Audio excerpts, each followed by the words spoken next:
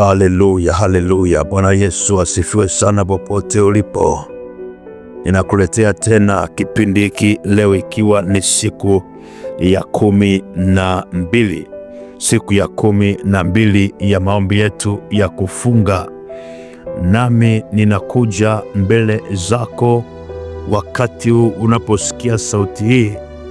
Nataka ujue ya kwamba Mungu anakuvusha mwaka huu. Mungu anakusaidia mwaka huu.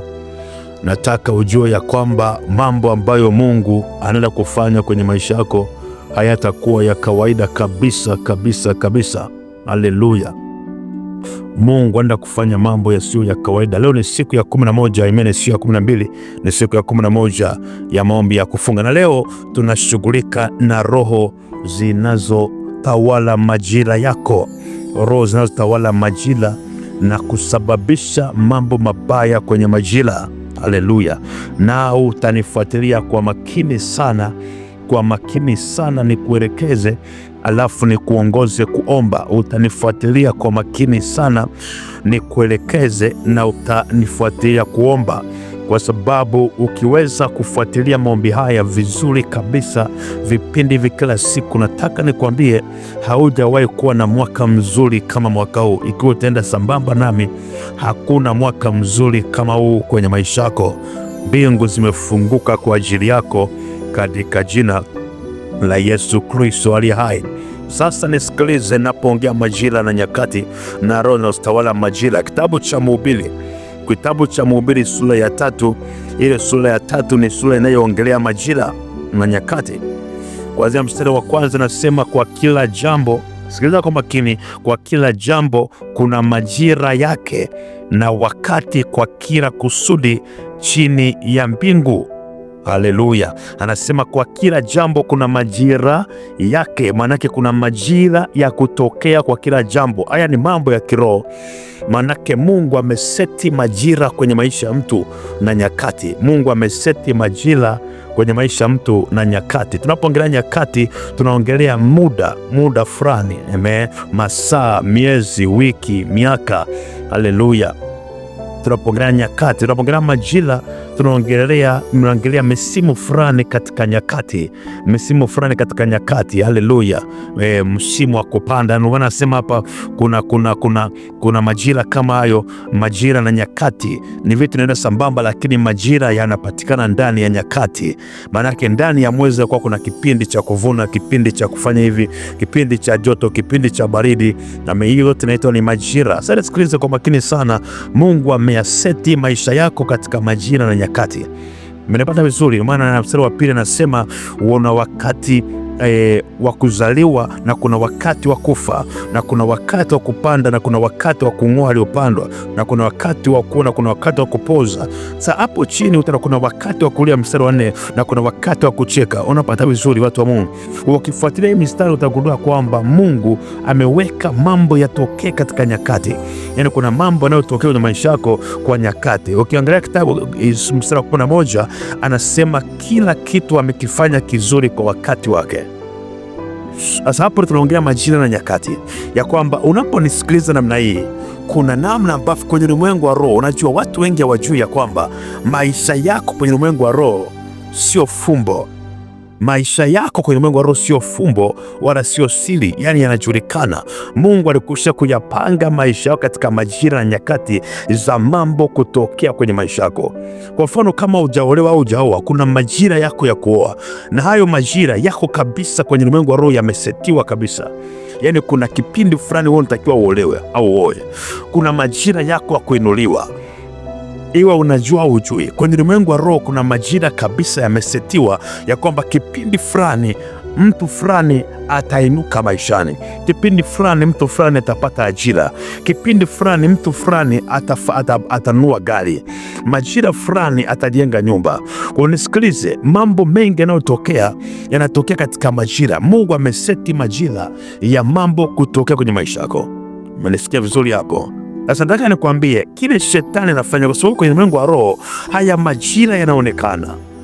Yani wewe, ndio maana watu wengi hawajui ya kwamba unaweza kuwa unaonekana kwenye ulimwengu wa mwili hauna kitu, lakini kwenye ulimwengu wa roho inaonekana kabisa. Mwaka huu mwezi wa 5 huyu mtu fulani ataenda kumiliki mali ambayo sio ya kawaida, ataenda kukutana na mtu ambaye atabadilisha maisha yake. Ndio maana ukija kwetu watumishi wa Mungu, tukichungulia rohoni tukaomba vizuri, kuna vitu tunaanza kuviona vinavyokuja ambavyo wewe uvioni, au Roho Mtakatifu Yesu akasema atawajulisheni mambo yatakayokuja. Kwa hiyo kuna mambo ambayo yamesetiwa katika majira ya kwamba tarehe fulani mwezi fulani kuna kitu fulani kinatakiwa kitokee kwenye maisha yako. Tarehe fulani mwezi fulani kuna jambo fulani zuri linatakiwa litokee kwenye maisha yako. Mwezi wa 4 kuna muujiza unatakiwa uje kwenye maisha yako ugeuze historia ya maisha yako. Haya ni mambo ambayo yamesetiwa katika majira. Nataka unielewe. Ukianza kunielewa ufunuo na ukupa wa kimaombi, utaanza kuomba maombi ambayo utaanza kuona matokeo mpaka utashangaa, kwa sababu watu wengi wanaferi kwenye ufunuo wa jinsi ya kuomba.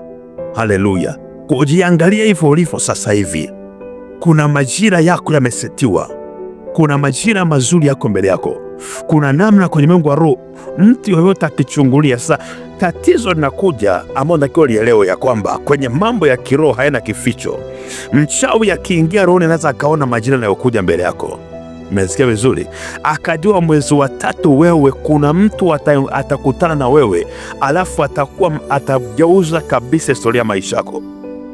Kwa hiyo akichungulia mchawi anaona, akichungulia mganga anaona. Ndio maana hata watu nda kwa waganga kuloga watu wengine, waganga wanaweza kuchungulia kwenye mavyombo vyao ya kichawi, ya kishirikina, ya kipepo, ya utambuzi, kajua kabisa huyu mtu ni mtu mkubwa sana, ataenda kufanikiwa. Ndio maana watu wengine wanaibiwa maisha yao kwa sababu ya kuwa na uzembe wa kuomba. Unakuta watu wamechungulia rohoni, wamegundua huyu mtu katika miaka 2 ijayo atakuwa mtu mkuu sana, majira yake yamesetiwa namna hiyo. Wakaweza kuiba yale majira na kuvuruga maisha ya mtu kabisa. Mimi vizuri kabisa.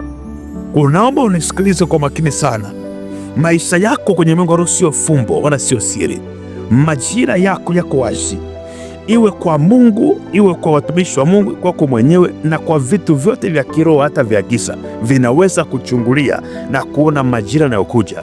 Ninapoongea habari ya kushindana na kushinda roho za majira na utawala majira yako, ni kwa sababu gani nakwambia hivi? Kwa sababu kuna roho ambazo zinawekwa katika majira yako ya kuinuliwa. Yaani sasa hivi nisikilize, ndio maana kuna watu wengine hawaelewi. Nisikilize kwa makini, na kama wewe haya mambo naongea na kuhusu, comment hapo chini. Hii kitu ambacho nataka kusema, comment hapo chini. Kuna watu ambao wajui, unaweza ukaishi kipindi fulani ukashangaa hakuna vita kabisa kwenye maisha yako. Yaani unaishi vizuri, unafanya mambo yako safi, yani hakuna vita kabisa. Nisikilize kwa makini. Unalima, unazalisha, unafuga, unafanya hivyo, unafanya biashara zako, kuna amani, unaomba vizuri, hakuna msukosuko wala hakuna vita yote. Lakini ukashangaa kuna kipindi kuna vita ikainuka.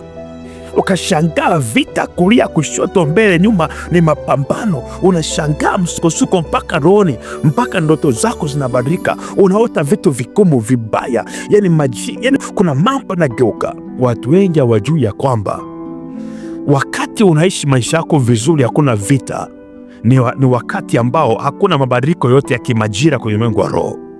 Lakini shetani anakuwa amechungulia tayari, mizimu ya kwenu amechungulia tayari. Shetani hawezi poteza silaha zake wakati ambao sio majira yako.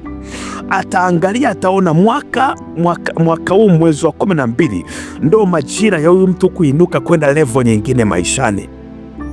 Kwa hiyo shetani ataelekeza silaha zake zote kwenye yale majira. Ataelekeza mizimu, mapepo, maroho machafu, atayaelekeza kwenye yale majira, kwa watawahi kutawala yale majira. Sasa watu wengi hawajui, unapokuja unaenda vizuri, unashangaa kuna mwezi fulani vita inainuka, mapambano yanainuka.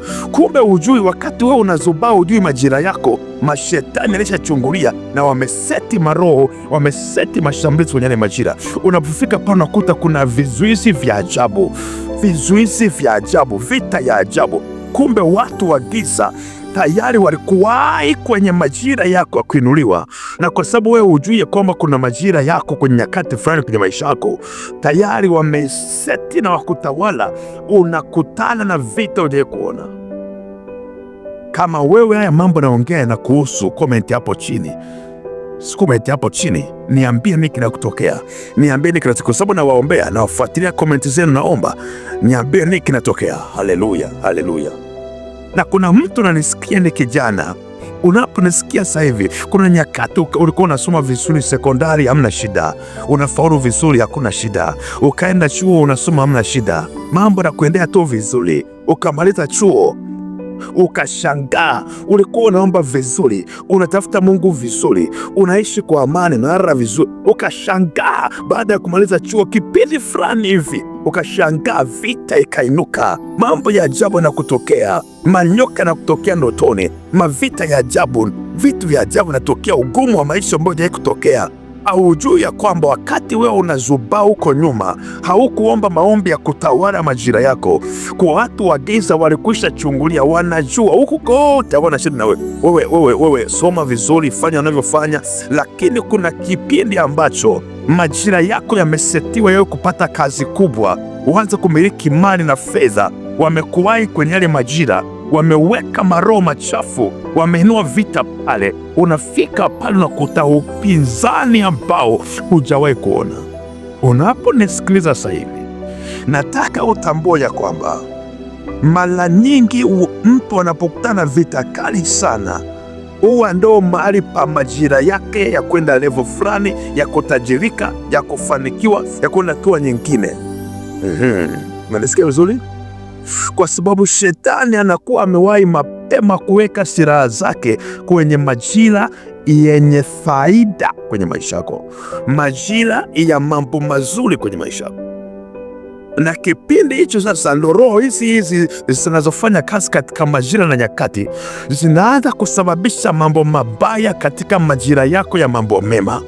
Narudia tena, zinaanza kusababisha mambo mabaya katika majira yako ambayo yanatakiwa kupata mambo mema. Na watu wengi hawajui ya kwamba wakati ambao mabaya yanatokea, kimsingi ukichungulia kwenye ulimwengu wa roho, yalikuwa ni majira ya mambo mema kutokea. Lakini shetani alikushawahi mapema na kuona hivyo, aliweka silaha zake pale. Sasa walishageuza yale majira, badala ya majira ya mambo mema kutokea, ghafla mabaya yanatokea. Nami nakutabilia kwa jina la Yesu, mwaka huu majira mabaya hayatatokea kwenye maisha yako. Majira yako mema yatatokea, majira ya mambo mazuri yatatokea kwako, majira ya kuinuliwa yatatokea kwenye maisha yako. Kama unanielewa, comment hapo chini, sema napokea majira ya mambo mazuri mwaka huu kwa jina la Yesu. Unanielewa vizuri nako? Oh my God, hii kitu muhimu sana. Nataka uombe maombi serious kabisa. So kwa hiyo kuna mapepo ambayo yanakalia majira yako, yanatawala majira yako. Unashangaa nyakati ambazo unakutana mambo mabaya. Nataka ujue kwenye ulimwengu wa roho yanakuwa ni majira ya wewe kupokea mambo mazuri, lakini kwa sababu kujua walishakuwahi mapema, walishaweka silaha kwenye yale majira, badala ya mema kuja, mabaya sasa yanatokea.